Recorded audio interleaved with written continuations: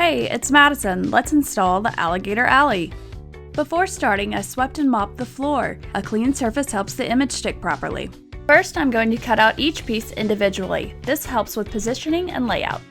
Here, I'm laying out the logs how I like them. We also provide a suggested layout if you need guidance. I'm going to show you two different ways to place a log. This first method, I'll completely remove the backing and hover the log for a moment to ensure placement. Then I'll stick one side down and apply pressure, smoothing it down. For this second method, I'll start by applying two pieces of tape to both sides of the image to hold it in place. Next, I'll peel back a section of the log to expose the backing and cut off that portion. Then I'll press the exposed part of the log onto the surface. From here, I can remove the tape, lift my log up to remove part of the backing, and squeegee my image down.